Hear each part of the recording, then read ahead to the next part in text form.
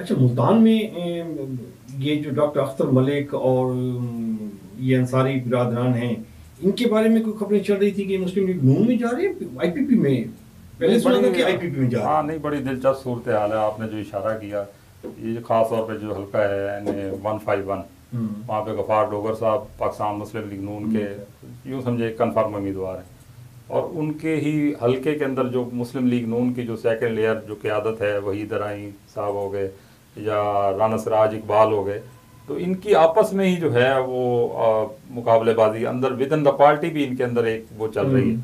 तो वो इस तरह के जोड़ तोड़ जो हैं वो पार्टी के जो क़यादत है वो पसंद तो नहीं करती, लेकिन क्योंकि अब सारा मकसद ही इलेक्शन और इसकी कामयाबी, कोई हमने सारा वो इखलाकी मेयार तो हमने दूसरी साइड पे रख दिए, तो इस वजह से वो जोड़ तोड़ बड़ी अरूज पर है। और सुनने में यही आ रहा है कि जो हमारे ज़राए हैं कि गफ़ार डोगर साहब की कोशिश है कि नीचे डॉक्टर अख्तर मलिक को एमपीए ले लिया जाए, और दूसरी साइड में वासिफ खां को किसी तरह कायल करके वो कर लिया जाए, वो अपना हल्का सेव करना चाह रहे हैं, और अपने जो पार्टी के दरीना कारकुन है उनको नज़रअंदाज कर दिया जाए, पुराने जो है उनको जी छुट्टी करा के तो इसको बिल्कुल लेके आ बिल्कुल, जाए। हाँ ये लास्ट विनर भी तो है ना, 2 दफा जी जी अख्तर मलिक बिल्कुल, 2 दफा विनर भी तो है ना, इस हाँ वजह से भी उसको वो होगा।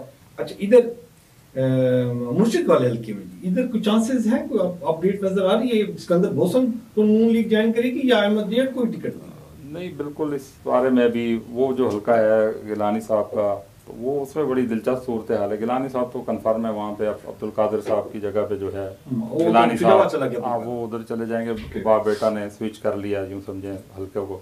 तो गिलानी साहब का पुराना हल्का है, उनकी यहाँ पे बड़ी अच्छी वर्थ है, और वो इसके मुकाबले में जो अहमद हुसैन डेढ़ साहब हैं, उन्होंने साफ ज़ाहिर है एक वो अपनी अब कुर्बानियाँ जो हैं वो याद करवा रहे हैं मुस्लिम लीग नून की क़यादत को आजकल बड़े ज़ोर शोर के साथ, कि जनाब मैंने मुश्किल वक्त में आपका साथ दिया, और पीटीआई को छोड़ के असम्बली के फ्लोर पे उन्होंने जो है वो जो तरीके अदम एतमाद थी उसमें उनका भी बड़ा अहम किरदार था।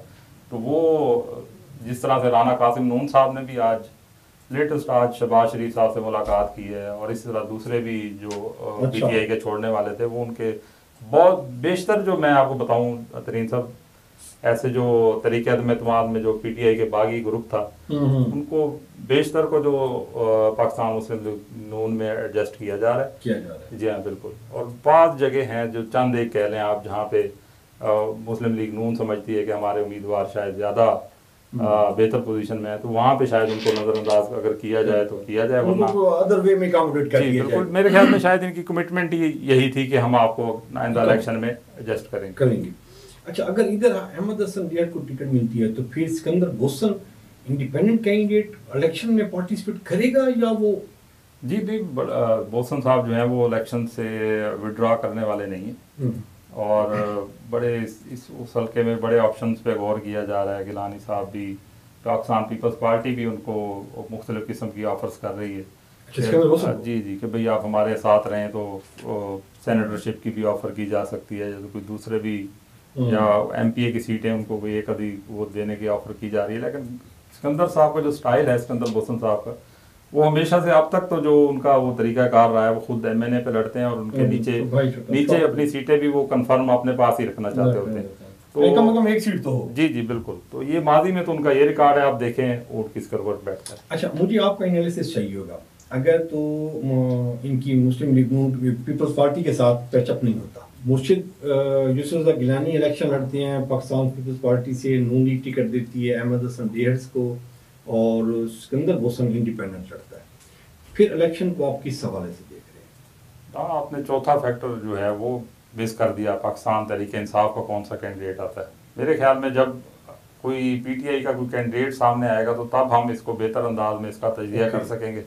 लेकिन अगर गिलानी साहब का और बोसन की कोई एडजस्टमेंट हो जाती है आपस में दूसरा से, तो फिर ये सीट आप समझेंगे, क्योंकि गिलानी साहब का अच्छा होमवर्क है वहाँ पर, और उनके लिए कोई मुकाबला सिकंदर की सपोर्ट मिल जाती है जी। और अहमद हसन डेढ़ साहब को जो है वो एक थोड़ा सा नेगेटिव पॉइंट आप समझ लें कि पीटीआई का जो वर्कर है वो उनसे शदीद नाला है, और वो जी मैंने बहुत बड़ा फैक्टर है, तो वो उसका उनको उसको उस रिएक्शन का सामना करना पड़ सकता है। बहुत बड़ा फैक्टर है जी। आप उसकी जीत में उसको भी आइडिया होगा कि उसके पर्सनल जो उसके वोट हैं वो कितने हैं और पार्टी वोट कितना पड़ा था, और पार्टी वोट में से मेरा नहीं ख्याल कि उसको 500,000 वोट भी पड़ेगा, सारा का सारा नफरत का है वो उसके अगेंस्ट ही जाएगा। बिल्कुल।